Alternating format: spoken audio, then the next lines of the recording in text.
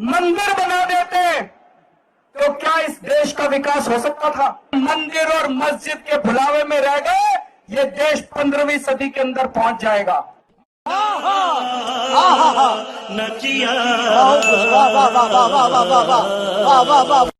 अरे भाई ये क्या? क्योंकि हमारी पार्टी एक कट्टर ईमानदार पार्टी है। हमारी पार्टी एक कट्टर ईमानदार पार्टी है। हमारी सरकार कट्टर ईमानदार सरकार है।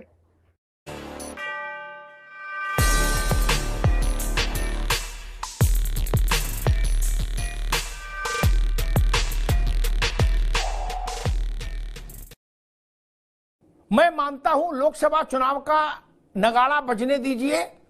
इंडिया गठबंधन के तमाम शीर्ष नेता दोने में प्रसाद लेके और हाथ में माला लेके रामलला के दरबार में लाइन में लगे होंगे और कह रहे होंगे कि भैया पास दिला दो।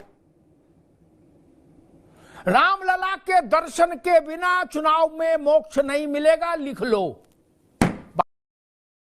मैं चाहता हूं कि अपनी धर्मपत्नी और अपने बच्चों के साथ, और मेरे माता पिता को भी बहुत ज्यादा चाव चढ़ा हुआ है कि हमें जाके रामलला जी के दर्शन करने हैं, तो अपने माता पिता, अपनी धर्मपत्नी, अपने बच्चों के साथ में जाऊंगा।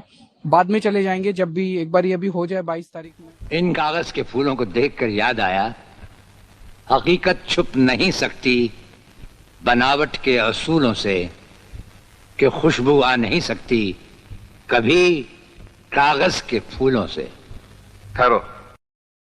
मैं सोच रहा था कि अगर Jawaharlal Nehru ji steel authority of India की जगह मंदिर बना देते तो क्या इस देश का विकास हो सकता था? मैं सोच रहा था अगर जवाहरलाल नेहरू जी आईआईटी खड़गपुर की जगह 182 मीटर ऊंचा स्टैच्यू बना देते।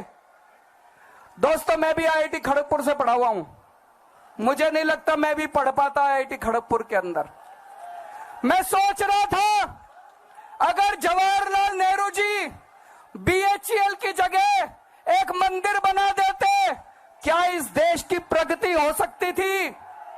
आज दुनिया इतनी आगे बढ़ गई है, इतनी आगे बढ़ गई है। अगर हमारे देश को तरक्की करनी है तो ये मंदिर मस्जिद बनाने से नहीं होगी, ये स्टैच्यू बनाने से नहीं होगी, अस्पताल, स्कूल, सिग्नेचर ब्रिज बनाने से देश की तरक्की होगी। दोस्तों,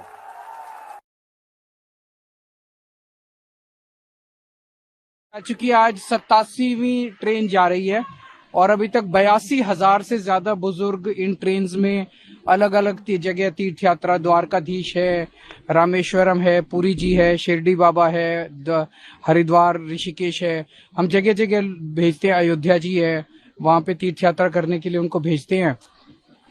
और मैं कोशिश करता हूं कि उनको हर बार यहाँ पे रवाना करने के लिए, शुभकामनाएं देने के लिए आऊं। अभी मैं मिला सबसे, सब लोग बहुत खुश हैं।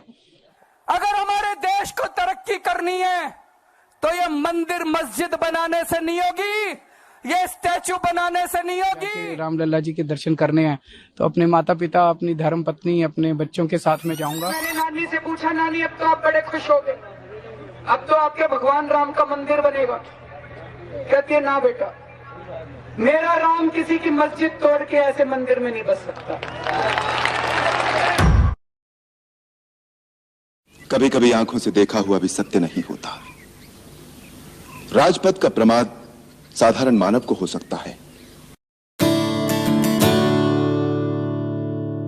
जब बाबरी मस्जिद का ध्वंस हुआ तो मैंने नानी से पूछा, नानी अब तो आप बड़े खुश हो गए, अब तो आपके भगवान राम का मंदिर बनेगा। कहती है, ना बेटा, मेरा राम किसी की मस्जिद तोड़ के ऐसे मंदिर में नहीं बस सकता। भ्रम दूर कर ले जिनके दिमाग में भ्रम हो।